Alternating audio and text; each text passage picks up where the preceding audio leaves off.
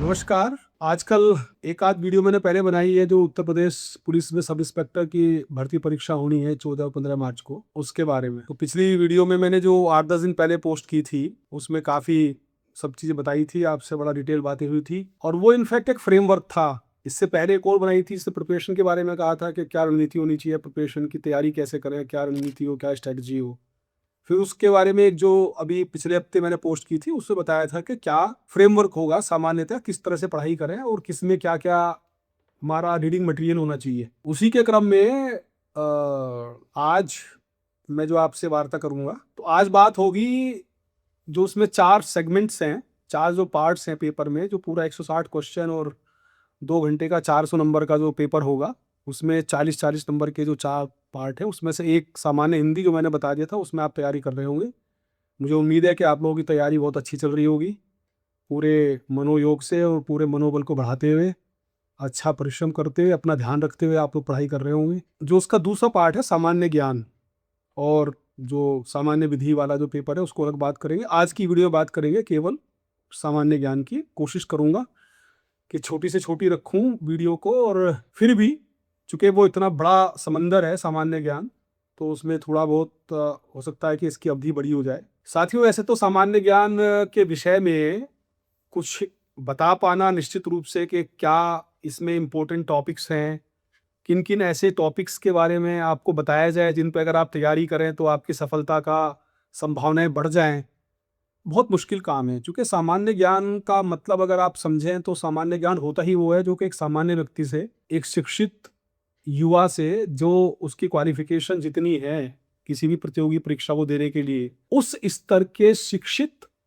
व्यक्ति से जो अपेक्षा की जाती है कि उसके चारों तरफ जो पूरे विश्व में, अपने देश में, प्रदेश में और अपने जो वातावरण में, जिस वातावरण में वो रहता है, वहाँ पर जो-जो घटित हो रहा है, चाहे उसका विषय कुछ भी हो और जो हमारा पूर्व का इतिहास रहा और जिन-जिन चीज़ों से हम प्रभावित होते हैं, चाहे वो साइंस हो, चाहे वो हिस्ट्री हो, चाहे वो कल्चर हो, या तो ज्योग्राफी हो, या तो पॉलिटिक्स हो, या एडमिनिस्ट्रेशन हो, जिन-जिन चीज़ों से भी हम प्रभावित होते हैं, एक आम आदमी का जीवन प्रभावित होता है, उस सब के विषय में उसे पता होना चाहिए। ये सामान्य ज्ञान की मोटी-मोटी परिभाषा है।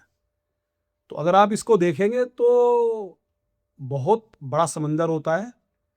अब उस समंदर में से इतना ज़्यादा उसमें ज्ञान और मटेरियल और रीडिंग मटेरियल, उतनी चीज़ें हैं कि उसमें से निकाल पाना बहुत मुश्किल है। फिर भी मैंने अपने अनुभव के आधार पर और अपना जो जितना मतलब हम लोगों को एक आदत रहती है कि अपने परिवेश के बारे में जाने कि कहाँ पे क्या चल रहा है, उसके आधार पे कुछ ऐसे टॉपिक्स को सेलेक्ट किया है कि आप अपनी पढ़ाई के साथ-साथ जो आप पढ़ रहे हैं, वो तो पढ़ते ही रहिए।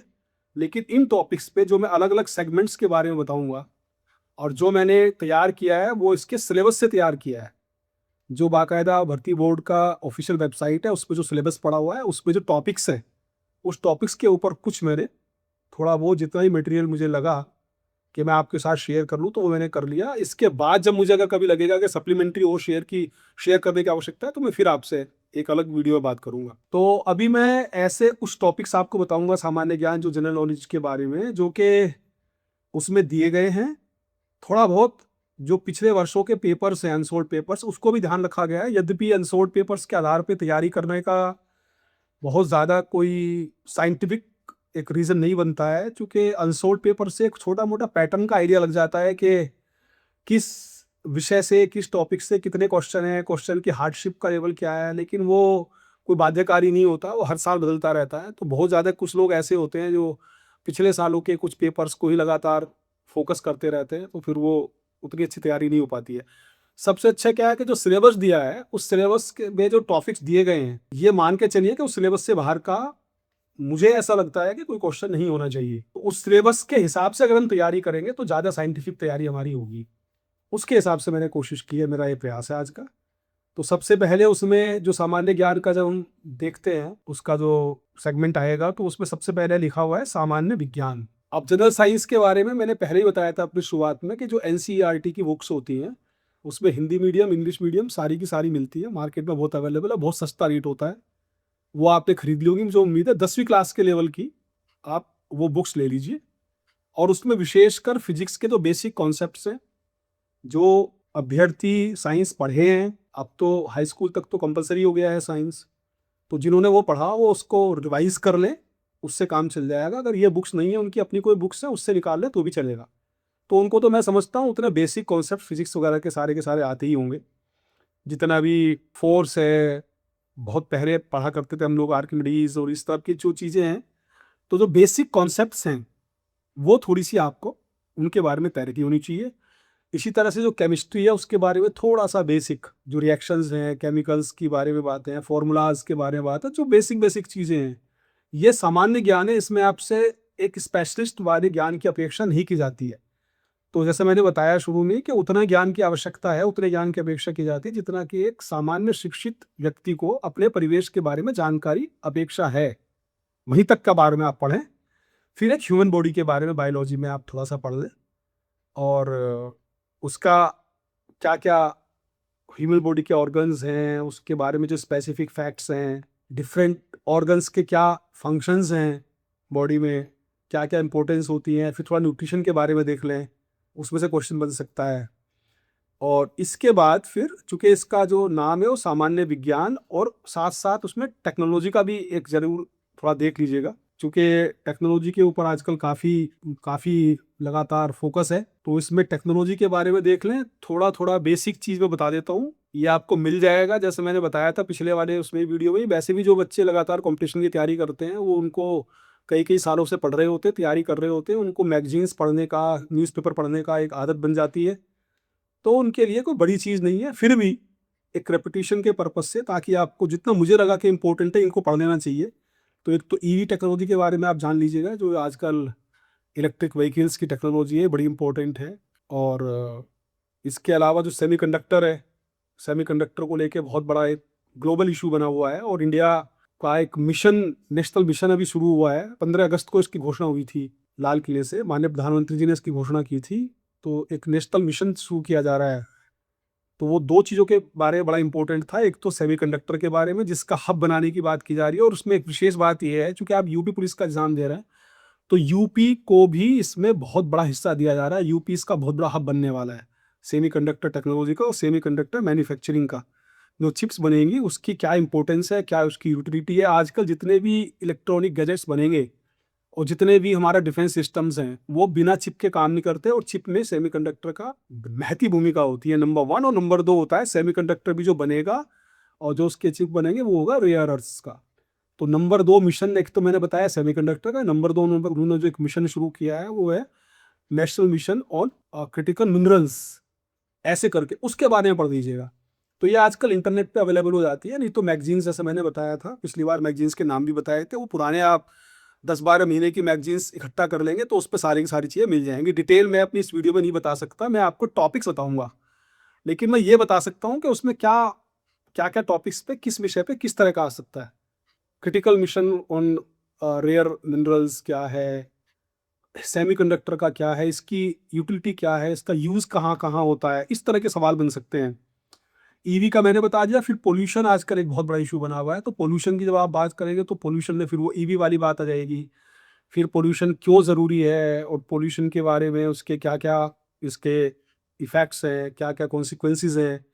और जब पोल्यूशन पढ़ेंगे तो आप फिर एक एनजीटी जरूर पढ़ लीजिएगा, नेशनल ग्रीन ट्रिब्यूनल, क्योंकि वो उसका इसमें बहुत बड़ा इंपॉर्टेंट है। और एक है CAQM, committee on air quality management. तो ये दो जो बॉडीज़ हैं जो इसको पूरा का पूरा मॉनिटर करते हैं, पूरे पोल्यूशन के का जो कॉन्सेप्ट है, तो इसको, इसके बारे में आपको जानना, उसमें कौन होते हैं, कौन उसके, थोड़ा थोड़ा पढ़ेंगे, एक ही 2-2 मिनट 5-5 मिनट में सारे टॉपिक्स कवर हो जाते हैं। एनवायरनमेंट के बारे में, वो पोल्यूशन से रिलेटेड है, और एनवायरनमेंट के बारे में लीगल फ्रेम क्या है, एनवायरनमेंट प्रोटेक्शन एक एक्ट बना हुआ है, उसके बारे में क्या क्या उस पर चीज़ें होती हैं। फिर टेक्नोलॉजी से रिलेटेड, जैसे स्पेस की टेक्नोलॉजी आप जरूर जान लीजिएगा। अब जब वो जानेंगे तो आपको पता होना चाहिए कि इसरो क्या है, ISRO, हमने कौन कौन से मिशंस अभी हाल में लॉन्च किए हैं, कौन से मिशंस हमारे अंडर वे हैं, मार्स है, मून है, कौन कौन से सैटेलाइट लॉन्चेस, अभी तो एक तो अभी हुआ है, अ, 1 हफ्ते पहले ही हुआ है, जिससे कि हमारी 4G 5G की जो कवरेज है वो बढ़ जाएगा पूरा। वो अमेरिकन सैटेलाइट्स को आजकल हम लोग लॉन्च कर रहे हैं। सबसे ज़्यादा सैटेलाइट लॉन्च करने का रिकॉर्ड हमारे पास है। अभी हमने जो 1 हफ्ते पहले की मैंने जिक्र किया, वो अभी तक का इसरो के द्वारा सबसे भारी सैटेलाइट लॉन्च करने का उसका रिकॉर्ड बना है। 6000 समथिंग किलो का है वो। तो ये सारी चीज़ें आपको इसके बारे में फैक्ट्स पता होने चाहिए, उससे निश्चित रूप से आपको मदद मिलेगी। मैं थोड़ा तेज़-तेज़ बोलूँगा जल्दी-जल्दी, ताकि कम समय लगे, कवरेज हो जाए, और जो लोग इसको वीडियो को सुनेंगे वो नोट भी करते चलेंगे साथ-साथ। उसके बाद इससे रिलेटेड एक है DRDO, तो defence research and development organisation. इसका क्या काम है, इसका कहाँ हेडक्वार्टर है, क्या-क्या नए-नए डेवलपमेंट्स ये कर रहे हैं। चूँकि ये सारे वो सब चीज़ें हैं जिनके बारे में आपको जानना होना, पता होना चाहिए, और जो हाल में लास्ट 1 साल में या 1.5 साल में या 6 महीने में बहुत ज़्यादा यूज़ किए गए हैं लगातार बार-बार। तो सैटेलाइट लॉन्चेस के बारे में मैंने बता दिया कि जो 1 साल के अंदर-अंदर हुए हैं। फिर सैटेलाइट की फैसिलिटीज़ कहाँ हैं, श्रीहरिकोटा में है, बालासोर में है, उड़ीसा में, ये सारे के सारे आपको पता होने चाहिए। सब मटेरियल अवेलेबल है, मैं इसलिए इसको बार-बार बहुत ज़्यादा ज़ोर नहीं दे रहा हूँ, ये आप ढूँढेंगे तो मिल जाएगा। ऐसे ही कुछ जो साइंटिफिक बॉडीज़ हैं, जैसे मैंने पहले बताया, DRDO हो गया, इसरो हो गया, ICMR है, Indian council of medical research, CSIRS है, council for scientific and industrial research, ICAR है, Indian council of agriculture research. ये सब के बारे में आपको पता होना चाहिए कि ये काम क्या करते हैं, और आजकल अगर इनके द्वारा पिछले साल भर में कोई भी इस तरह का कोई उल्लेखनीय कार्य किया गया हो तो उसके बारे में भी आप पढ़ लेंगे। रिन्यूएबल एनर्जी, ये बड़ा एक फोकस एरिया है, साइंस से रिलेटेड है, साइंस टेक्नोलॉजी से, और फोकस एरिया, तो ये सब जगह कवर होता है। रिन्यूएबल एनर्जी एक ऐसी चीज़ है जो आप इकोनॉमी भी कवर कर लीजिए, आप इसको साइंस में कवर कर लेंगे, आप इसको टेक्नोलॉजी में कवर कर लेंगे, आप इसको करंट अफेयर्स में कवर कर लेंगे। सोलर एनर्जी है, इसके और सारे हैं, green energy, solar energy, nuclear energy के बारे में भी मैं आगे चल के बताऊंगा जब नेशनल करंट अफेयर पे आऊँगा मैं। न्यूक्लियर एनर्जी के बारे में एक बड़ा इंपॉर्टेंट बिल पास हुआ है अभी विंटर सेशन में, 10 दिन 15 दिन पहले। तो इसके अलावा जो डिफेंस टेक्नोलॉजी की बात है, एग्रीकल्चर में क्या-क्या नई खोज है। अभी 4 दिन 3 दिन पहले ही हमारे एग्रीकल्चर मिनिस्टर साहब ने मतलब घोषणा की है कि हम लोग वर्ल्ड के सबसे नंबर 1 के धान के उत्पादक देश हो गए हैं, जो कि पहले चाइना था, चाइना को हमने पछाड़ दिया। अब ये एक सवाल बनता है इस पे, ये करंट अफेयर भी है, ये एग्रीकल्चर भी है, ये साइंस भी है।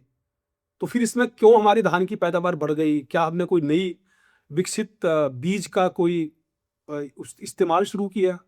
यदि हुआ तो फिर वो कैसे, उसका आविष्कार कैसे हुआ, किसने किया, कौन-कौन सी प्रजातियां हैं? इस सब के बारे में आप, उससे रिलेटेड जो पेरिफेरियल नॉलेज है, वो भी आप साथ-साथ पढ़ते चलेंगे। जैसे मैंने शुरू में बताया, फिर रिपीट करता हूँ, जनरल नॉलेज एक समंदर है, इसको अथाह समुद्र है, इसका ज्ञान का कोई सीमाएँ नहीं है, अपरिमित ज्ञान होता है सामान्य ज्ञान में।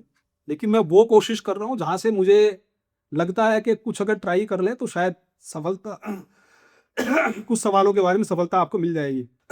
इसी तरह से फिर आपके क्लाइमेट ज़ोन कौन-कौन से हैं, खासकर यूपी के बारे में, कि यूपी को कितने ज्योग्राफिकल या जियोलॉजिकल या क्लाइमेटिक ज़ोन्स में बाँटा गया है। उसमें कहाँ-कहाँ, किस-किस तरह की मिट्टियाँ होती हैं, मैं एक उदाहरण दे रहा हूँ। काली मिट्टी, बलुआ मिट्टी, दोमट मिट्टी, जो हमारे रूरल बैकग्राउंड के जो प्रतियोगी छात्र होंगे उनको तो सब चीज़ें टिप्स पे होती हैं वैसे ही। डिफेंस टेक्नोलॉजी के बारे में बहुत ज़रूर जानकारी करिएगा। डिफेंस कॉरिडोर्स कहाँ-कहाँ बन रहे हैं, इनका मतलब क्या है? डिफेंस कॉरिडोर से क्या लाभ होता है? यूपी में तो कई सारे बन रहे हैं ये। अलीगढ़ में है, बुंदेलखंड झांसी के पास बन रहे, कई सारे बन रहे हैं। तो इसके बारे में आप, लखनऊ में बन रहा है, इसके बारे में आपको पता होना चाहिए कि ये कहाँ बनते हैं, ये कहाँ बन रहे हैं डिफेंस कॉरिडोर, डिफेंस टेक्नोलॉजी क्या है। क्योंकि इस समय आप देख रहे होंगे पूरे ग्लोबल एक जो सिनारियो है उसमें टोटल डिस्टर्बेंस है। जितने भी कंट्री हैं वो येन केन प्रकारेण अपनी अपनी शक्ति, अपना अपना एरिया ऑफ इन्फ्लुएंस बढ़ाने में लगे हुए हैं। और जब ये सब होता है तो दो ही चीज़ काम आती है, एक तो जो हमारी मिलिट्री ताकत है और एक हमारी इकोनॉमी ताकत है, फाइनेंशियल इकोनॉमिकल पावर और प्रोवेस और मिलिट्री प्रोवेस, ये दो ही चीज़ काम आती है। तो मिलिट्री का जितना भी हमारा डिफेंस की टेक्नोलॉजी है, और मिलिट्री का प्रोवेस का मतलब क्या है, टेक्नोलॉजी। अभी आपने हाल में देखा होगा ऑपरेशन सिंदूर में देखा, आप यूक्रेन में देख रहे होंगे, आप जितना देख रहे हैं ना इस समय पूरा का पूरा वारफेयर, वो जो आमने सामने की जो लड़ाई होती थी उससे हटके फोकस जो है ना पूरा यूज ऑफ टेक्नोलॉजी की तरफ जा रहा है। तो डिफेंस टेक्नोलॉजी एक किसी भी सचेत जागृत नागरिक के लिए एक बहुत ही महत्वपूर्ण विषय है, जिसके बारे में उसको सोचना चाहिए, चर्चा करनी चाहिए। इसके बारे में विशेषकर S-400 क्या है, S-500 क्या है, आकाश, हमारा जो आकाश तीर सिस्टम था डिफेंस, एयर डिफेंस वाला, उसने कैसे काम किया, वो है क्या, ब्रह्मोस क्या है, हमारे और कौन कौन से मिसाइल सिस्टम हैं। अभी हम लोग एक सुदर्शन पे जाने वाले हैं, जो प्रोजेक्ट है हमारा सुदर्शन, उससे पूरा का पूरा ये पूरे कंट्री को मेरे डिफेंस देंगे। और ब्रह्मोस तो चूंकि लखनऊ में इसकी असेंबली फैसिलिटी है, प्रोडक्शन फैसिलिटी है, असेंबली लाइन बनी हुई है वहाँ पे, तो यूपी की कैपिटल है, तो आप यूपी का एग्जाम दे रहे हैं तो आपको पता होना चाहिए ब्रह्मोस के बारे में। और अभी हाल में ही माननीय रक्षा मंत्री जी ने ब्रह्मोस को रोल आउट भी किया था, वहाँ से प्रोडक्शन होने के बाद वहाँ से आपूर्ति भी शुरू हो गई है। ड्रोन्स का बहुत ज़बरदस्त यूज़ किया गया है, तो ड्रोन की टेक्नोलॉजी के बारे में भी आप जान लीजिएगा। ड्रोन्स का ही इस समय बहुत ज़्यादा फोकस है उस पे।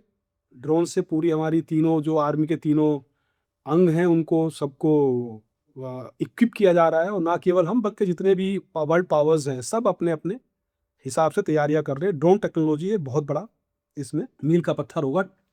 तो रक्षा संबंधी तैयारियां क्या हैं इसके बारे में भी आपको जानकारी होनी चाहिए। मोटा मोटा ये सामान्य विज्ञान के बारे में जो मैंने बताया, साइंस एंड टेक्नोलॉजी।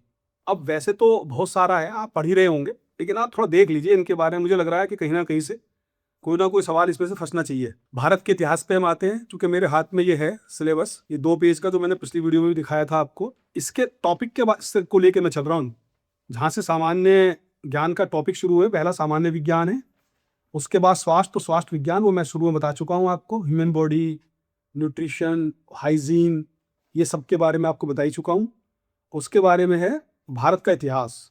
और जब भारत के इतिहास की बात करते हैं, इतिहास के अधिकांश बहुत छात्र होंगे आप में से, मुझे बहुत डिटेल बताने की आवश्यकता नहीं है। एंशियन, मेडिवल और मॉडर्न हिस्ट्री आप उसको करके पढ़ लेंगे, तो एंशियन में वहीं से शुरू करके, खासकर जो ऐसे हैं जो नॉन हिस्ट्री बैकग्राउंड वाले हैं, वो हड़प्पा, मोहनजोदाड़ो हमेशा करंट टॉपिक था, है और रहेगा, क्योंकि वो हमारे कल्चर से जुड़ा हुआ है, हमारी सभ्यता, हमारी सिविलाइजेशन से जुड़ा हुआ है। उसके बाद जो एंशियंट एम्पायर्स रही हैं पावरफुल, खासकर फॉर एग्जांपल मौर्यास, गुप्तास, कुषाण्स थे साउथ में, उनके एडमिनिस्ट्रेटिव सिस्टम्स क्या थे। और फिर थोड़ा रिलीजन वाले इस पर चले जाइए, बुद्धिज्म कैसे हुआ, जैनिज्म कैसे हुआ शुरुआत। और उसके बाद फिर थोड़ा कौन कौन सी बड़ी किंगडम्स थी, उज्जैन हो गया, कन्नौज है, हर्ष ने क्या किया पूरा, मुस्लिम इन्वेजन मोहम्मद बिन कासिम वाला जो 712 ईडी का था, वो कैसे, उसकी थोड़ा बैकग्राउंड उसकी पढ़ लीजिए। सोमनाथ का टेम्पल का जो मोहम्मद गोरी ने किया था, जो इन्वेजन किया था, तो उसके बारे में, आक्रमण के बारे में आप पढ़िए। चूंकि उसका विशेष इसलिए बता रहा हूँ कि उसके 1000 साल पूरे हो रहे हैं उस आक्रमण के, अभी इस साल में 2026 में, वो 1026 में हुआ था। और उसके बारे में गवर्नमेंट ऑफ इंडिया के कुछ प्रोग्राम्स हैं जो कि वहाँ पर सोमनाथ मंदिर में चलेंगे, और मैं समझता हूँ कि ये एक करंट टॉपिक बन जाता है इसलिए। उसके बाद मेडिवल में सारा कुछ आप लोगों को जानकारी होगी, राजपूत वगैरह, मुगल्स, उनके स्लेव डायनेस्टीज वगैरह, ये सारी पढ़ के थोड़ा थोड़ा इन्होंने क्या कुछ कंट्रीब्यूट किया हमारे सोशल ग्रोथ में, इकोनॉमिकल ग्रोथ में, और क्या क्या हमारे और उस समय सामाजिक मूल्य क्या थे, या सामाजिक परिवेश में क्या क्या घटनाएं हो रही थी। सती की एक हमारे यहाँ बुरी परंपरा थी। फिर भक्ति मूवमेंट शुरू हुआ, उसमें सूरदास, कबीर, तुलसी, और ये सारा थोड़ा थोड़ा पढ़ते हुए, फिर टैक्सेशन सिस्टम कैसे रहे, मुगल्स का टैक्सेशन सिस्टम क्या था, एडमिनिस्ट्रेटिव सिस्टम क्या था, जाजिया वगैरह क्या थे, रेवेन्यू सिस्टम कितना डेवलप्ड था उनके टाइम में, इस तरह की चीजें भी थोड़ा थोड़ा आप पढ़ते रहिए। मॉडर्न में, मॉडर्न हिस्ट्री जब आप बात करेंगे तो वो शुरुआत तो हो जाती है ईस्ट इंडिया कंपनी से वैसे, लेकिन जो ज्यादा पढ़ने वाली चीजें हैं वो फर्स्ट वॉर ऑफ इंडिपेंडेंस शुरू करिए, और उसके बाद फिर डिफरेंट तरह के जो मूवमेंट्स हुए, चाहे उसमें जो जो जब गांधी जी का वो हुआ, चंपारण मूवमेंट से लेके उसके बाद जितने मूवमेंट्स वगैरह हुए, डिफरेंट डिफरेंट मिशंस आए। और मॉडर्न एजुकेशन का कहाँ शुरुआत होती है, मैकाले को लेके इन दिनों काफ़ी चर्चा है, गवर्नमेंट लेवल पे भी चर्चा है कि मैकाले का जो पूरा सिस्टम था उसको बदलना है। तो मैकाले से रिलेटेड कोई क्वेश्चन, अब इसका देखिए, मेरा जो मैं आपको बना रहा हूँ, पूरा बता रहा हूँ, वो मेरा का पूरा एक ये लॉजिक है आपको ये वाले टॉपिक बताने का, कि ये सारे वो टॉपिक्स हैं या विषय हैं जो किसी विषय से संबंधित हैं, लेकिन वो करंटली न्यूज़ में रहे, और उन पर करंटली किसी ना किसी लेवल पे कोई ना कोई काम हो रहा है, या कुछ ना कुछ काम हुआ है, तो इसलिए मैकॉले का सिस्टम भी एक रेलेवेंट पॉइंट बन जाता है। ऐसे ही इंपॉर्टेंट छाटे जाते हैं। मैं आपसे इंपॉर्टेंट टॉपिक्स की बात कर रहा हूँ कि कौन कौन से टॉपिक्स इंपॉर्टेंट हैं। इंपॉर्टेंट का मतलब ये नहीं होता कि केवल आप वही पढ़ें, इंपॉर्टेंट का मतलब होता है सारा पढ़िए, लेकिन इनको जरा अच्छे से गौर से देख लीजिए। और जो मैं बता रहा हूँ जरूरी नहीं है वो सारा फाइनल ही हो, आपको और भी तरह से पता चल रहा होगा। अपना भी ज्ञान लगाइए, अपना भी दिमाग लगाइए, और उनसे भी छांटिए। जितना मुझे समझ में आया उतना मैं आपको बता दे रहा हूँ। और मॉडर्न एजुकेशन वकालों की बात होगी, फिर पार्टीशन ऑफ बंगाल जैसे हो गया, चूंकि आजकल बांग्लादेश का काफी वो चल रहा है, बंगाल में चुनाव आने वाले हैं, तो बंगाल से रिलेटेड थोड़ा सा आप उसको पढ़ सकते हैं। और जो इसके बाद जो कई सारे गवर्नमेंट ऑफ इंडिया एक्ट्स आए थे, जो ब्रिटिश रूल के तहत आए इंडिया में, गवर्नमेंट ऑफ इंडिया एक्ट 1909, 1919, 1935, इन सब के क्या क्या मेन प्रोविजंस थोड़ा सा ध्यान रख लीजिए, तीनों में क्या क्या फर्क था, इस तरह का क्वेश्चन बन जाता है। कांग्रेस के सेशंस हुए हों, इस तरह के उस सेशन में क्या क्या इंपॉर्टेंट, वंदे मातरम कब पहली बार वो किया गया, तिरंगा कब पहली बार अडॉप्ट किया गया, इस तरह के क्वेश्चन तो आपने देख लिए होंगे। मूवमेंट्स की बात मैं कर ही चुका हूँ, कमीशंस कौन कौन से आए, साइमन और फला फला, इस तरह के जो क्रिप्स मिशन, कैबिनेट मिशन, इस तरह के जो कई सारे कभी, उनके बारे में एक मोटा मोटा पता होना चाहिए कि वो क्या उनका मैंडेट था, क्यों आए थे, उन्होंने क्या फिर रेकमेंड किया, उनकी रिपोर्ट क्या क्या था और क्या हुआ उसका। फिर इसमें एक बहुत ज़रूरी मुझे जो लगता है इंपॉर्टेंट, मेरे दिमाग को लगता है, वो नेशनलिस्ट आइडियोलॉजी। चूंकि जो पूरा फ्रीडम मूवमेंट था उसमें एक अंडर करंट था नेशनलिस्ट आइडियोलॉजी का भी, एक लेफ्टिस्ट आइडियोलॉजी का भी था, सोशलिस्ट जिसको कहते थे, और एक नेशनलिस्ट का भी था। तो जो नेशनलिस्ट मूवमेंट आइडियोलॉजी वाला जो स्ट्रीम था, जो कहिए जो वो वाली धारा थी, उसके बारे में थोड़ा जान लीजिए। चूंकि इधर लगातार देखने को मिल रहा है कि एक राष्ट्रवाद की भावना निश्चित रूप से समाज में हमारे यहाँ, और ना केवल हमारे यहाँ बल्कि ग्लोबली देखिए हर देश में अपने देश के प्रति ज़्यादा सचेत, अपने हितों के प्रति ज़्यादा सचेत रहना, अपने राष्ट्र के हितों को सुरक्षित करना, ये हर किसी का धीरे धीरे धीरे धीरे वो भावना बलवती होती जा रही है। तो उसके बारे में आप जानकारी थोड़ा ज़रूर करिएगा। जैसे विवेकानंद हैं, सरदार पटेल हैं, सुभाष चंद्र बोस हैं, इनके बारे में जो उस तरह के वो थे, लाल बाल पाल हैं, इस जो जो नेशनलिस्ट वाले स्ट्रीम के जो पर्सनैलिटीज़ रही हैं, उनके बारे में आप जानकारी कर लें। Constitution of India, making of constitution of India, constituent assembly, वहाँ तक आ जाइए। और थोड़ा सा इसमें ये भी ध्यान रखिए कि जो यूपी की हिस्ट्री है तीनों में, एंशियंट, मेडिवल, और जैसे हमारे यहाँ नवाब्स थे, मुगल्स में क्या हुआ, पहले यूपी कितना बड़ा था, इसका नाम क्या था, United provinces of Agra and Awadh, ये नाम तो इसका 1947 आज़ादी तक था। तो उससे पहले कहाँ तक ये, इसकी जोग्राफिकल सीमाएं कहाँ तक होती थी। तो इसको क्लब करिए, इसको एक तरह से करिए, डमटेल करते हुए पढ़िए पूरी की पूरी जो हमारी हिस्ट्री है उसके इंडियन हिस्ट्री के साथ यूपी की हिस्ट्री को डबटेल करिए with special focus on UP history. तो यूपी की हिस्ट्री भी आपको पता रहते रहनी चाहिए कि यहाँ किस किस ने राज किया, कब कब कैसे कैसे हुआ, मुगल की कैपिटल आगरा, फतेहपुर सीकरी, और ये सब पूरा का पूरा थोड़ा थोड़ा ये सब पता होना चाहिए आप लोगों को। तो ये तो हो गया इसकी हिस्ट्री की बात। मारे अब उसके बाद आता है एक टॉपिक इसमें इंपॉर्टेंट है, वो है इंडियन इकोनॉमी और कल्चर। तो सबसे पहले हम कल्चर की बात कर लेते हैं। कल्चर में जैसे काफ़ी सारा तो आपका हिस्ट्री एंड कल्चर इनफैक्ट ये होना चाहिए था। जो भारतीय अर्थव्यवस्था और संस्कृति लिखा है, इसको इसमें ये लिखा है भारतीय अर्थव्यवस्था एवं संस्कृति, मुझे लगता है ये होना चाहिए था यहाँ भारत का इतिहास एवं संस्कृति। खैर अब जो भी है उसी के बारे में बात करते हैं, कोई फर्क नहीं पड़ता इससे आगे पीछे। तो संस्कृति के बारे में बात कर रहे हैं, तो जो हमारी कल्चर रही है उसमें एंशियंट प्लेसेस हमारे क्या क्या रहे, जैसे मैंने बताया सिंधु घाटी सिविलाइजेशन, हड़प्पा, मोहनजोदारो, और टेम्पल्स कौन कौन से थे पुराने, टेम्पल्स के बारे में जानकारी कर लीजिए। सिंधु घाटी के मैं बता ही चुका हूँ। डांस फॉर्म्स कौन कौन सी थी पुरानी, अभी भी हैं, यूपी की कौन सी है स्पेशली डांस फॉर्म, कथक शायद मालूम होगा, और कौन से डांसेस होते हैं यहाँ पे, फेस्टिवल्स कौन कौन से होते हैं। अभी आप थोड़ा ये भी देख लीजिएगा कि जो नए ट्रेंड देखा जा रहा है पिछले 10-15 सालों में, वो क्या हो जा रहा है कि inter state fusion of culture हो रहा है। जैसे आप देखिए खाने पीने की जो आदतें हैं वो इंटरस्टेट होती जा रही है। जो खाना पहले पंजाब में खाया जाता था 20-25 साल पहले, वो आजकल यहाँ खूब स्ट्रीट फूड के रूप में ठेलों पे बिक रहा है। जो साउथ में खाया जाता था वो आजकल हर पार्टी में, हर जगह, हर चौराहे में मिलने लगा है। जो त्योहार पहले पूर्वांचल या बिहार में मनाए जाते थे वो आजकल दिल्ली में और वेस्ट यूपी में अच्छे खासे बनते हैं। और वो एक बहुत बड़ा सोशल एक हमारा प्लैंक हो गया है, वो बहुत बड़ा एक पॉलिटिकल प्लैंक हो गया है। जैसे छठ का त्योहार हम ले लें, तो क्या हो गया है कि इनकी रीच, इनका एक्सपेंस फैलता जा रहा है।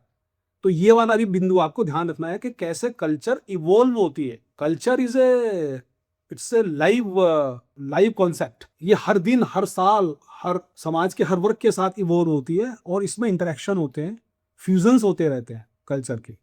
तो उसके ऊपर भी कोई इस तरह का क्वेश्चन भी बन सकता है। और नीचे जाएंगे आप, और पुराना पढ़ेंगे तो थोड़ा बहुत वेदास के बारे में, हमारे स्क्रिप्चर्स क्या थे, उनका कैसे कब हुआ, और रिलीजियस इंटरेक्शन जो मैंने बताया कि किस किस तरह से रिलीजियस इंटरेक्शन होते हैं, हमारी गंगा जमनी तहजीब जिसको हम बोलते हैं, और कैसे हमारा जो विदेशी शासक यहाँ आए, जो डिफरेंट डिफरेंट डायनेस्टीज आई, उन्होंने कैसे इंडियन कल्चर को, उसका इफेक्ट हमारे यहाँ आया, उससे हमने क्या खोया क्या पाया, सारी चीज़ें उसमें होती है। इकोनॉमी की बात करते हैं, इंपॉर्टेंट। इकोनॉमी अगेन बहुत वाइड सब्जेक्ट है, बहुत बड़ा सब्जेक्ट है, टॉपिक्स निकालना मुश्किल है, लेकिन जितना मुझे समझ में आ रहा है कि आप कम से कम इनको तो देख ही लीजिए। बेसिक कॉन्सेप्ट नंबर 1 पहले तो ये होना चाहिए, नेशनल इनकम क्या होता है, ग्रॉस इनकम क्या होता है, करंट अकाउंट डेफिसिट क्या होती है, इस तरह की जो चीज़ें होती है, ये थोड़ा थोड़ा मोटा मोटा आपको, एक्सपोर्ट इम्पोर्ट ये सब क्या होता है, एनसीईआरटी की 10वीं क्लास की अगर आप इकोनॉमी की कोई किताब ले लेंगे हिंदी इंग्लिश में अर्थशास्त्र की, तो उसमें काफ़ी कुछ कॉन्सेप्ट्स आपको क्लियर हो जाएंगे। एक एक बार दो दो बार अगर थोड़ा सा पढ़ लेंगे तो एक अच्छी बात ये होती है, मल्टीपल चॉइस टाइप जो क्वेश्चन होते हैं उनमें एक अच्छी बात ये होती है कि उसमें ना कई बार ऑप्शंस देख के जो 4 उसमें चॉइसेस होती हैं ABCD, उसको देख के आपको आंसर याद आ जाता है। तो इसका फायदा ये होता है कि थोड़ा सा अगर वाइड स्टडी होगी आपकी और आपने 1 या 2 बार भी पढ़ा होगा तो वो आंखों के सामने आ जाता है, दिमाग स्ट्राइक कर जाता है कहीं पे कि ये इसका आंसर होना चाहिए। तो एक बार पढ़ लेंगे तो आपके लिए अच्छा रहेगा। पिछली वीडियो में मुझसे गलती से निकल गया था कि 45 दिन बचे हैं, वो फिर किसी ने नीचे मेरे कमेंट में मुझे करेक्ट किया। 75 दिन तो ठीक है, अभी भी करीब 60 दिन से ज़्यादा ही है, अभी तो 70 दिन करीब बचा है एग्जाम का, तो भी टाइम है, कोई घबराने की जरूरत नहीं है, बहुत आराम से पढ़ते रहिए रिलैक्स पेस पे, लेकिन कंसंट्रेशन के साथ। और फिर इकोनॉमी कितने कितने तरह की होती है जो हम लोग पहले पढ़ा करते थे कि कैपिटलिस्ट इकोनॉमी होती है, फिर सोशलिस्ट इकोनॉमी, फिर मिक्स्ड इकोनॉमी जो इंडिया ने शुरू में अपनाया और बाद में आज तक भी हम ऐसा मिक्स्ड इकोनॉमी का ही मॉडल अपनाए हुए हैं। अभी भी हम सोशल वेलफेयर स्टेट है, बाकायदा कॉन्स्टिट्यूशन में लिखा हुआ है, अभी हम सोशल वेलफेयर स्कीम्स का अभी भी ध्यान रखते हैं। बल्कि इधर तो अगर आप देखें तो फ्रीबीज जिनको कहते हैं ना कि मुफ्त में दे रहे हैं, बांट रहे हैं, ये सब कर रहे हैं, जिनके बारे में चर्चा चलती है, पॉलिटिकल इशू है वो सोशल इकोनॉमी पॉलिटिकल तीनों तरह का इशू है, तो वो भी सोशल वेलफेयर का ही काम है, वो भी सोशलिस्ट इकोनॉमी की तरफ इंडिकेट करता है।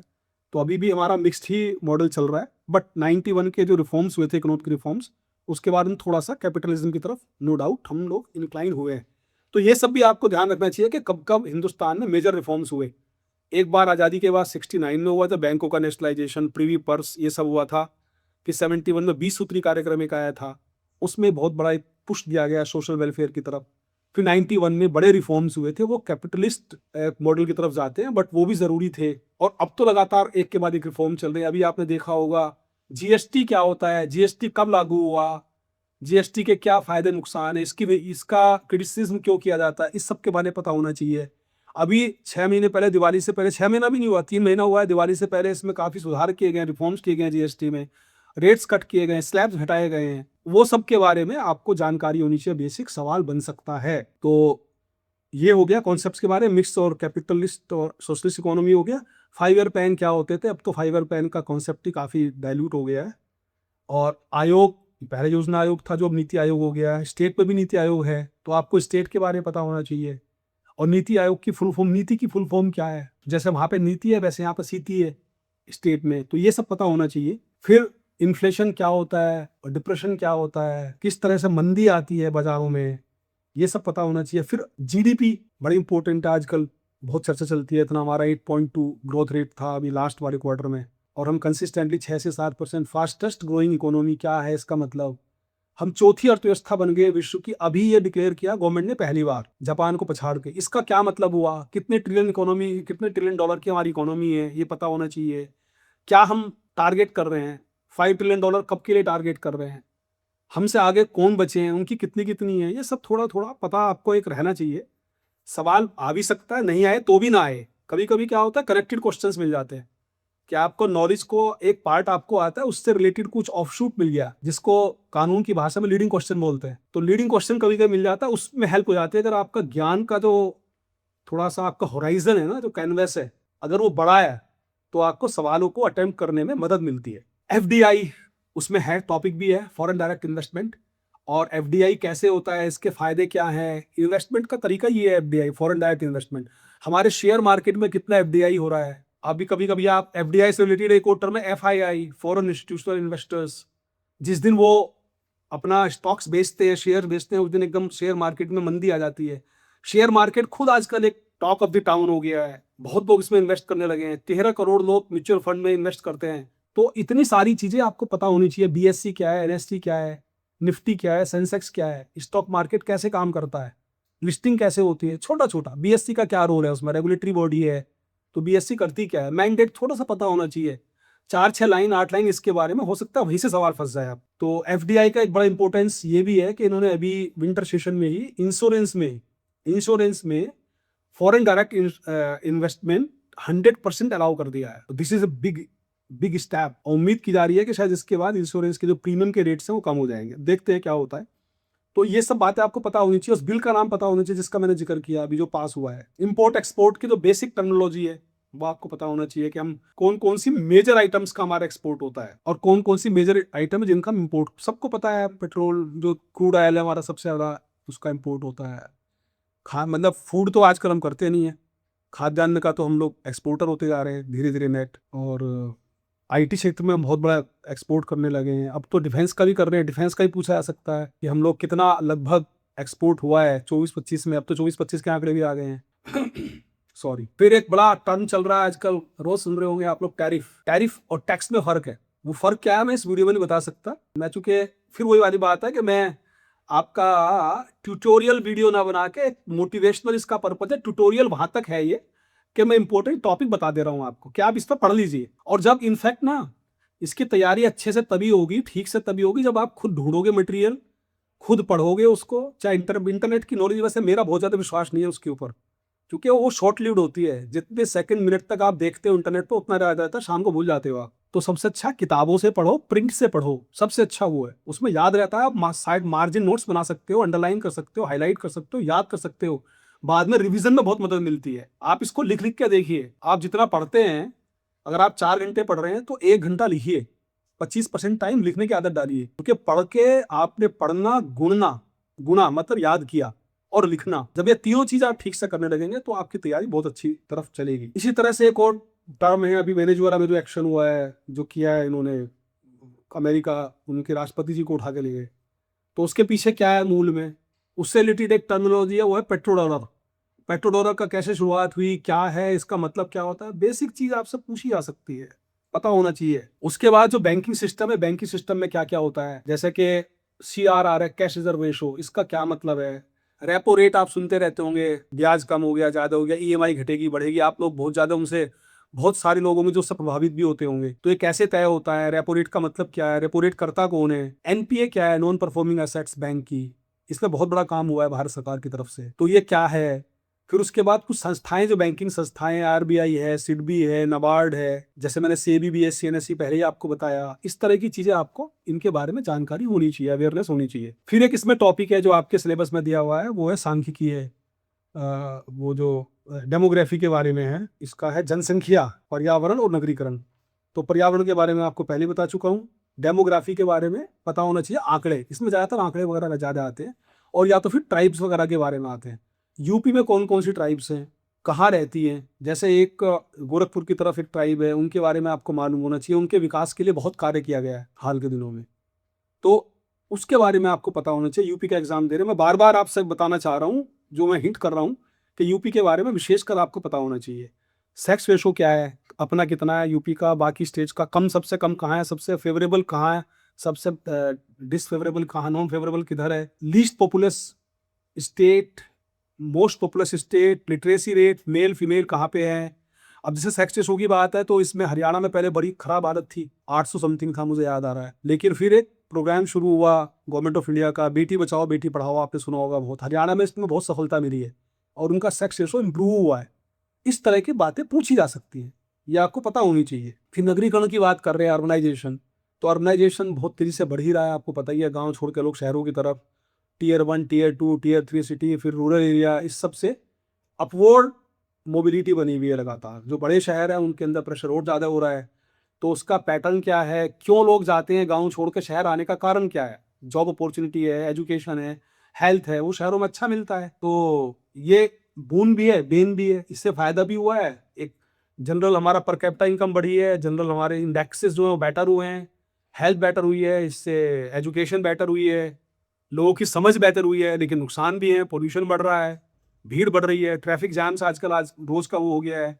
तो जितना रिसोर्सेज हैं, जितना प्लानिंग थी, वो उससे ज़्यादा लोग शहरों में आ गए हैं, तो उससे प्रेशर बन गया है शहरों के ऊपर बहुत ज़्यादा। उसके बाद इसमें एक टॉपिक है जो बड़ा इंपॉर्टेंट है, जो मुझे लगता है कि कहीं ना कहीं हिट करना चाहिए, वो है स्मार्ट सिटीज़।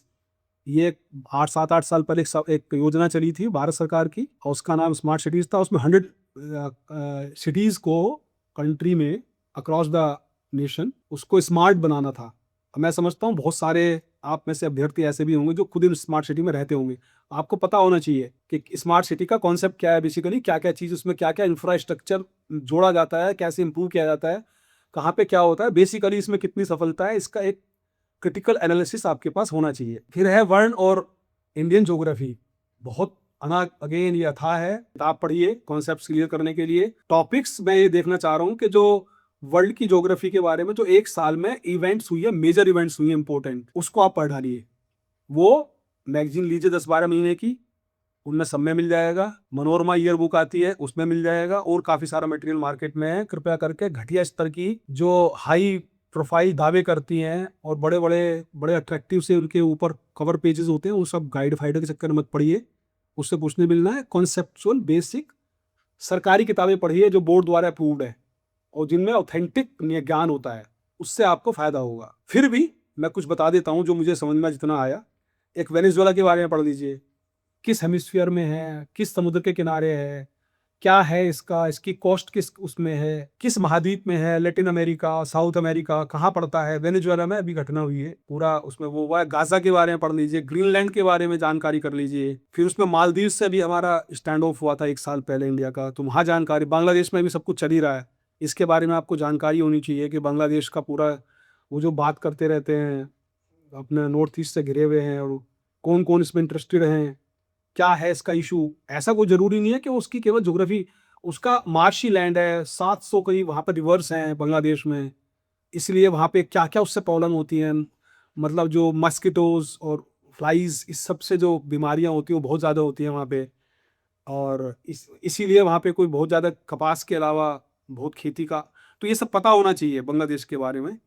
फिर आपको पता होना चाहिए, ऐसे मुझे दिमाग में आया, मैंने नोट कर लिया, नूर खान एयरबेस, जहाँ पे अभी ऑपरेशन सिंदूर के अंतर्गत कार्रवाई की थी, बहुत इफेक्टिव, और जिसके बाद दुश्मन पैरों पे आ गया। तो बे ऑफ बंगाल बांग्लादेश से रिलेटेड है। इसमें एक आइलैंड पड़ता है Saint Martin's, Saint Martin island को लेके ही समस्या शुरुआत हुई थी वहाँ पे बांग्लादेश में। तो अमेरिका चाहता है कि इस पे उसको कंट्रोल मिले, और जो पहली सरकार थी बांग्लादेश में उससे शायद मना किया जो भी है, तो उनको रजीम चेंज हुआ, और फिर अभी शायद उनका कुछ इस पे बात चल रही है मिलने की।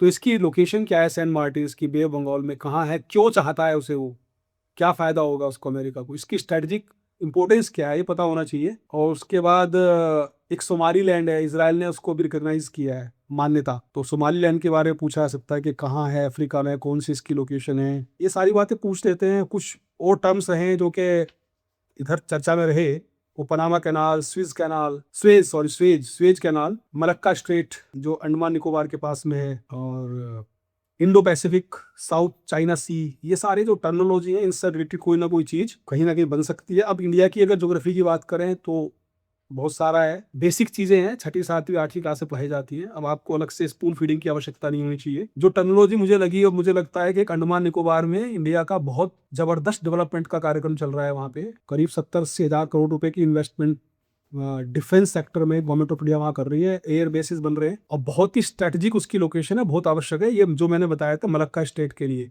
मलक्का स्टेट जो कोको आइलैंड है और जो अंडमान निकोबार है इसके बीच में पड़ता है। कोको चाइना के पास ऑलरेडी है। अब वो बड़ा नैरो सा स्ट्रेट है, स्ट्रेट का मतलब ही होता है नैरो वे, जो पासेज होती है वाटर की, वहां से 80% तेल जाता है अमेरिका का, 80%, तो वो बड़ा इंपॉर्टेंट हो जाता है चाइना के लिए। चाइना उसको डोमिनेट करना चाहता है, हम भी उसको डोमिनेट करना चाहते हैं, ऑब्जर्व करना चाहते हैं। तो अंडमान निकोबार के बारे में थोड़ा सा पढ़ना ठीक रहेगा। लगातार आप सुन रहे होंगे आजकल चिकन नेक है क्या, कहाँ है, क्या इसकी इंपॉर्टेंस है, कौन कौन सी कंट्रीज हैं।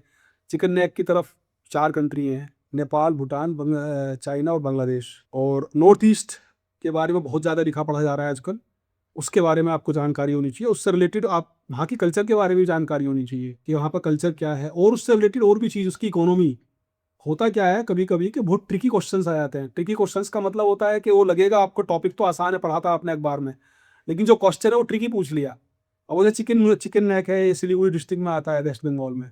अब वो हो सकता है चिकन नेक का सीधे ना पूछ के वैसे पूछ ले, किसी और नाम से इसको पूछ के, और बॉर्डरिंग कंट्री पूछ ले, या इससे रिलेटेड ये पूछ ले कि ये चिकन नेक बोलते हैं, बांग्लादेश में भी 2 चिकन नेक है, वो कौन कौन सी है जो हम रेफर करते हैं उनको, क्या आपके यहाँ भी चिकन नेक है। या वो ये पूछ सकते हैं कि इस चिकन नेक से हमें प्रॉब्लम क्या है। तो इस तरह की चीजें जो रिलेटेड क्वेश्चन है उनकी तैयारी आपको तभी होगी जब थोड़ी सी आप डिटेल्ड इंटेंसिव स्टडी करेंगे, ज्यादा टॉपिक्स की ज्यादा पढ़िए। अभी जब 15-20 दिन रहेंगे तो तब रिवीजन का टाइम आएगा, तब आप फोकस पढ़ेंगे, तब उतने डिटेल की वाइड स्टडी की जरूरत नहीं होगी, तब कॉम्पैक्ट स्टडी होगी। खैर बताऊंगा, उसके अलग से वीडियो बनाऊंगा मैं बाद में। तो नॉर्थ ईस्ट की बात हो गई, और फिर गलवान, डोकलाम, ये जब मतलब पता होना चाहिए आपको क्या हो रहा है। यूपी की ज्योग्राफी भी जरूर पढ़िएगा कि यूपी की का जियोलॉजी और ज्योग्राफी क्या है, कितने एरियाज में हम इसको ज्योग्राफिकली बांटते हैं, क्लाइमेट जोन कितने हैं, हमारी क्रॉप्स क्या क्या है, माइंस क्या क्या है हमारे पास, क्या डिस्ट्रिक्ट्स है हमारे, कहाँ पे क्या चीज़ ज़्यादा होती है, हम किस चीज़ में एक्सपोर्ट्स में लीड करते हैं।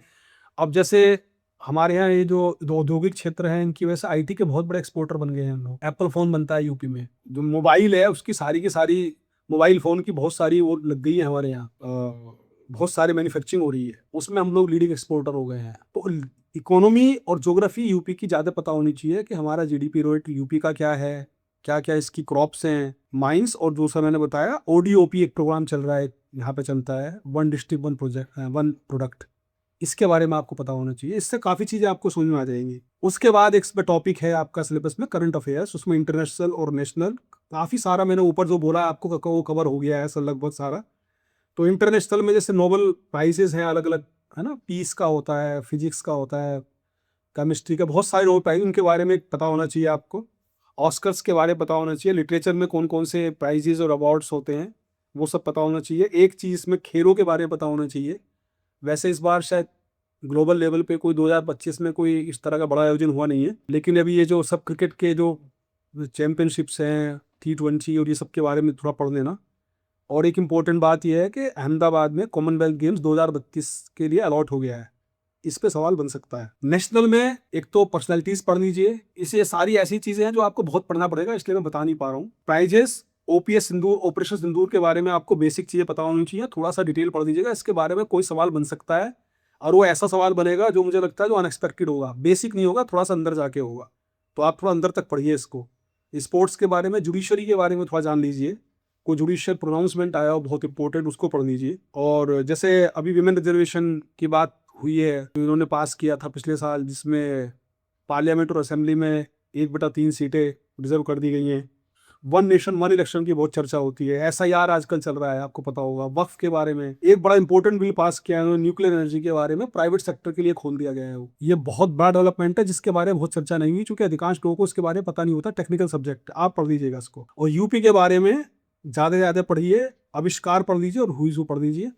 और मैं समझता हूँ कि मोटा मोटा ये सब हो गया। अब इसके बाद जल्दी से बता देता हूँ मैं, इसमें जो टॉपिक बचे हैं वो बचे हैं उत्तर प्रदेश की शिक्षा संस्कृति, सामाजिक प्रथाओं के संबंध में, ये आपको जानकारी काफ़ी होगी, और उनके प्रोसेस, इसके मतलब इसके संबंध में विशेष जानकारी। उत्तर प्रदेश में राजस्व, देखिए राजस्व और प्रशासनिक व्यवस्था एक ऐसी चीज़ है जिसको एक ही ऑफिशियल स्टैक है जो दोनों चीज़ करते हैं। जैसे डिस्ट्रिक्ट मजिस्ट्रेट हैं, वो रेवेन्यू ऑफिशियल भी हैं और वो एडमिनिस्ट्रेटिव ऑफिशियल भी हैं। एसडीएम होते हैं, वो रेवेन्यू ऑफिशियल भी होते हैं। जो रेवेन्यू कोड है, लैंड रेवेन्यू कोड है यूपी का, उसमें भी उनका रोल होता है। उनका सीआरपीसी जो पहले होती थी, अब बीएनएसएस है, उसमें भी उनका रोल है। और एडमिनिस्ट्रेटिव सेटअप पे भी उनका रोल है। तहसीलदार हैं, नायब तहसीलदार हैं, ये एडमिनिस्ट्रेटिव एग्जीक्यूटिव ऑफिसर भी होते हैं, रेवेन्यू ऑफिसर भी होते हैं।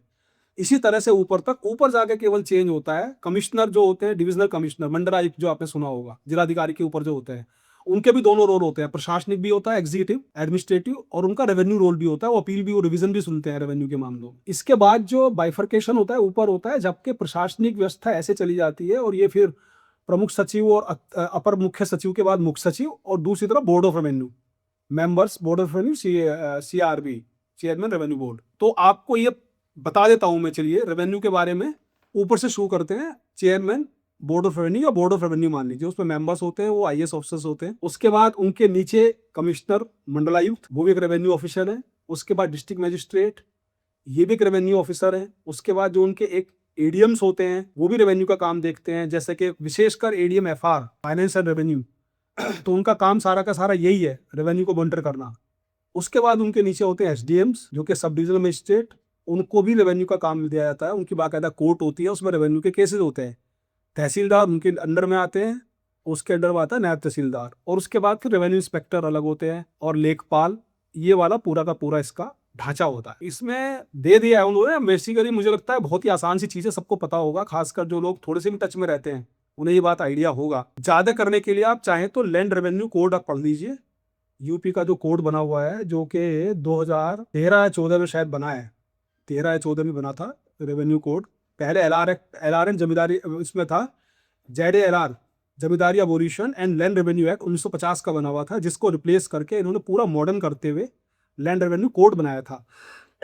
सॉरी, अब उसको भी शायद कुछ कुछ चेंजेस हुए हैं, कुछ अमेंडमेंट्स हुए हैं, तो उसको पढ़ेंगे तो आपको और क्लियर आ जाएगा। इसमें मुझे नहीं लगता कि आपसे कोई ये पूछेगा कि तहसीलदार की क्या पावर्स होती हैं, बस केवल वो ढांचा पूछ लेंगे कि नीचे से अगर आप शुरू करें तो लेखपाल हो गया, उसके बाद रेवेन्यू इंस्पेक्टर हो जाता है, फिर नायब तहसीलदार हो जाता है, इस तरफ उस तरफ तहसीलदार, फिर एसडीएम, फिर एडीएम एफआर, फिर डिस्ट्रिक्ट मजिस्ट्रेट, फिर कमिश्नर, मंडलायुक्त, डिविजनल कमिश्नर और फिर board of revenue. Administrative machinery अगर हम शुरू करें तो वहां भी नायब तहसीलदार, वहां रेवेन्यू इंस्पेक्टर से मतलब नहीं होता, लेखपाल की मदद लेते हैं, लेकिन लेखपाल रेवेन्यू वाले स्टाफ में आता है, ना कि प्रशासनिक वाले में। प्रशासनिक कार्यों में उसकी मदद ली जाती है। वैसे अगर कल को कोई बाढ़ आएगी, कोई प्राकृतिक आपदा होगी, तो लेखपाल के बिना काम ही नहीं होता, लेकिन वो रेवेन्यू ऑफिसर है। एडमिनिस्ट्रेटिव ऑफिसर में नायब तहसीलदार, जिसके पास एग्जीक्यूटिव पावर्स भी होती हैं, कभी कभी उसको मजिस्ट्रेटिव पावर भी उसके ऊपर डिवॉल्व कर दी जाती है, उनको दे दी जाती है। उसके बाद तहसीलदार, फिर एसडीएम, फिर एडीएम, फिर डिस्ट्रिक्ट मजिस्ट्रेट, फिर कमिश्नर, फिर गवर्नमेंट में सेक्रेटरीज, प्रिंसिपल सेक्रेटरीज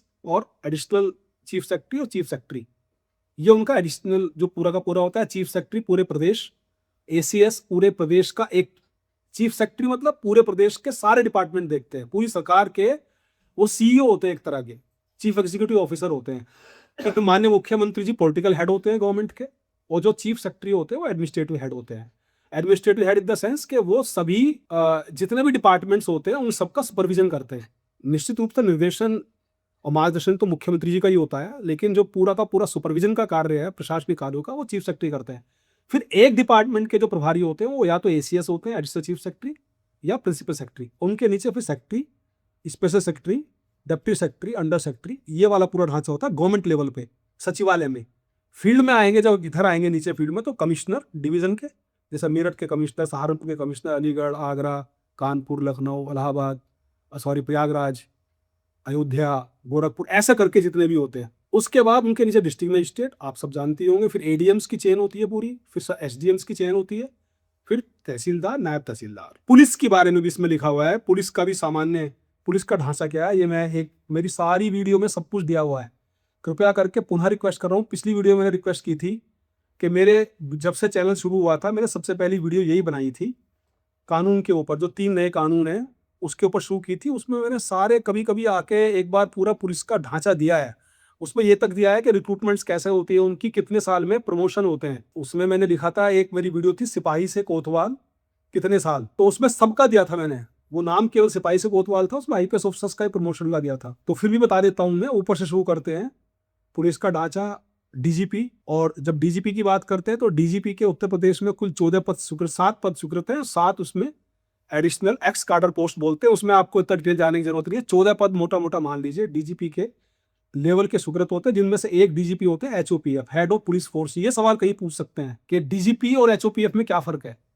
तो डीजीपी किसी पुलिस विभाग की जो एक शाखा है, उसके जितने भी प्रभारी जो डीजीपी रैंक के होंगे, एडीजीपी और डीजीपी रैंक के प्रभारी होते हैं उसके। तो जो डीजीपी रैंक के प्रभारी होते हैं, जिनको डीजी बोलते हैं बोलचाल की भाषा में, वो डीजीपी होंगे। और जो डीजीपी पूरे यूपी के इंचार्ज होंगे, उनको एचओपीएफ कहा जाएगा, हेड ऑफ पुलिस फोर्स। उसके नीचे फिर एडिशनल डीजीपी आते हैं, फिर वो एक एक शाखाओं के प्रभारी होते हैं, या तो जोन के प्रभारी होते हैं। उसके बाद फिर आईजी रेंज होते हैं, इंस्पेक्टर जनरल आईजी रेंज होते हैं, inspector general of police range. और या आईजी जो मुख्यालय के पद है लखनऊ में, जो हेडक्वार्टर की पोस्ट है, वहां भी बैठते हैं। पीएससी में अलग है, विजिलेंस में अलग है, रेडियो में अलग है, पीएचक्यू में अलग है, ट्रेनिंग में अलग है, अलग अलग करके आईजीज बैठते हैं। जो रेंज होती है उसमें कभी कभी आईजी पोस्ट होते हैं, कभी कभी डीआईजी पोस्ट होते हैं। कुछ जो रेंज है तो थोड़ा छोटी है, कम महत्व की है, वहां पर डीआईजी रेंज पोस्ट होते हैं। और जो थोड़ी बड़ी इंपॉर्टेंट रेंज मानी जाती है, वहां पर आईजी पोस्ट होते हैं। लेकिन कोई ऐसा स्ट्रिक्ट रूल नहीं है। तो आईजी रेंज, फिर उसके बाद DIG range, deputy inspector general, फिर एसएसपी ऑब्लिक एसपी। एसएसपी बड़े जिलों में थोड़े होते हैं, जो थोड़े बड़े महत्वपूर्ण जिले होते हैं, ज्यादा थाने होते हैं। थोड़े छोटे जिले होंगे तो उसमें एसपी हो जाते हैं। साइड में पोस्टिंग में जितने भी एसपी होते हैं उनको एसपी ही कहा जाता है, एसएसपी वहां पर नहीं होते हैं। तो सुपरिटेंडेंट ऑफ पुलिस और सीनियर सुपरिटेंडेंट ऑफ पुलिस का ये हो गया। उसके बाद एडिशनल एसपी, उसी में से एसपी सिटी, एसपी आरए, फिर डिप्टी एसपी, जिसको हमारे यूपी में सीओ बोलते हैं। बाकी प्रदेशों में कहीं कहीं एसडीओ भी बोलते हैं, sub division officer of police, कहीं कहीं डिप्टी एसपी बोलते हैं। सीओ केवल टिपिकल है यूपी के लिए, सर्कल ऑफिसर। और जो कमिश्नरेट बनी है, 7 कमिश्नरेट है उत्तर प्रदेश में, उनमें एसीपी बोला जाता है डिप्टी एसपी को, एडिशनल डीसीपी बोला जाता है एडिशनल एसपी को, और एसपी रैंक के वहाँ पर डीसीपी होते हैं जो एसपी के इक्विवेलेंट होते हैं। ये और उसके बाद वहाँ पर एडिशनल सीपी या ज्वाइंट सीपी, ये सब के सब सीपी के अंडर में काम करते हैं। और सीपी हमारे यहाँ जो लखनऊ, वाराणसी और कानपुर, 3 जो कमिश्नरेट हैं वो एडिशनल डीजीपी रैंक के अधिकारी हेड करते हैं, और बाकी जितनी हैं उनमें से एक नोएडा को छोड़ के सारी की सारी आईजी रैंक के ऑफिसर उसको हेड करते हैं। इसके बारे में डिटेल बताने के लिए अलग से वीडियो बनानी पड़ेगी। अब ये वीडियो बहुत लंबी हो गई है, मैं बहुत जल्दी में थोड़ा आपको बता देता हूँ। भारत और उसके पड़ोसी देशों के बीच संबंध ये आपको बता चुके हैं, सारा का सारा आप पता ही है, थोड़ा देख लीजिएगा। कंप्यूटर कौशल की आधारभूत जानकारी, पिछली वीडियो मैंने बताया था, एनसीईआरटी किताब ले लीजिए, उसमें इंटरनेट, सोशल मीडिया, ये सारा का सारा पढ़ लीजिएगा। इसके बारे में आपको काफ़ी जानकारी होगी। कोशिश कर लूँगा कि किसी और वीडियो में थोड़ा बहुत इसको मैं टच कर लूँ। अब मुझे उम्मीद है कि आप लोग मुझे इसको पसंद करेंगे, वीडियो को पढ़ेंगे, इससे आपको लाभ होगा। मेरी बस केवल यही मंशा ही है, और मेरा कोई इसमें कोई विशेष, कोई व्यक्तिगत या कोई कमर्शियल इंटरेस्ट नहीं है। पर्पस केवल ये है, और जो मेरी इच्छा है वो ये है कि इतने सारे अभ्यर्थी इसको देखें, अगर उनमें से 25, 50, 100, 200 कुछ भी बेनिफिट हो जाए, उतनों को भी लाभ मिल जाए, तो मैं समझूंगा कि मेरी मेहनत सफल हो जाएगी। अगर आपको अच्छा लगे कंटेंट, प्रेजेंटेशन मेरे पास है नहीं ज़्यादा, मैं बहुत ही देसी तरीके से इसे बनाता हूँ, तो अगर कंटेंट अच्छा लगे, आपके काम का हो, आपको अच्छा लगे, तो इसको शेयर कीजिए, लाइक कीजिए, थोड़ा सा कुछ सब्सक्रिप्शन बढ़ाइए ताकि मुझे भी मोटिवेशन मिले। बहुत बहुत धन्यवाद। जय हिंद।